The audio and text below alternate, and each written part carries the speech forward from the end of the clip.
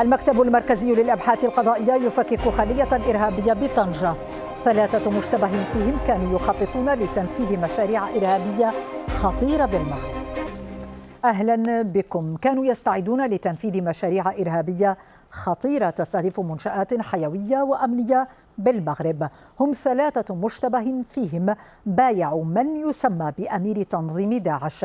الموقوفون بطنجة هم الآن تحت تدبير الحراسة النظرية من أجل تعميق البحث الذي يجرى هنا تحت إشراف النيابة العامة المكلفة بقضايا الإرهاب. رحمة الحناوي في المتابعة. بايعوا الأمير المزعوم لتنظيم داعش الإرهابي ويعدون العدة لتنفيذ مشاريع تخريبية تستهدف منشآت حيوية وأمنية بالمملكة بغية زعزعة أمنها واستقرارها، غير أن المخطط المظلم فشل وهم الآن في قبضة الأمن. الأشخاص ال3 المتراوحة أعمارهم بين 31 و40 سنة والذين أوقفوا هذا الصباح بمدينة طنجة حيث كانوا ينشطون انخرطوا، ووفق المعلومات الأولية للبحث انخرطوا بشكل فعلي في التحضير المادي لمشاريعهم التخريبية، إذ قاموا فعليا برصد وتحديد الأهداف وكذا الحصول على معلومات بشأن صناعة المتفجرات.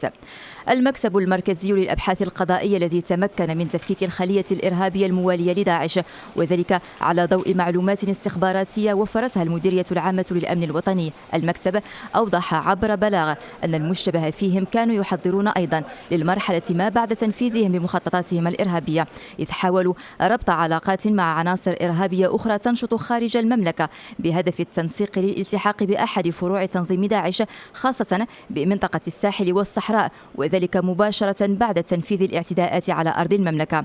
اعتداءات وئدت بفضل عين الأمن التي لا تنام، مواصلة جهود تحييد مخاطر الإرهاب المتربص بأمن البلاد وسلامة المواطنين.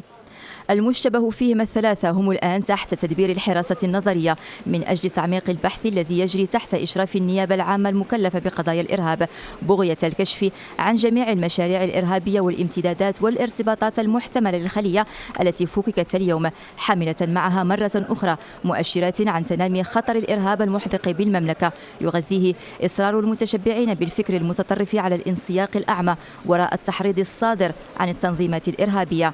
فقط منذ 2015 تاريخ إحداث المكتب المركزي للأبحاث القضائية وحتى اليوم تم تفكيك 91 خلية إرهابية، بينما زاد عدد الموقوفين في قضايا الإرهاب عن 1500 شخص.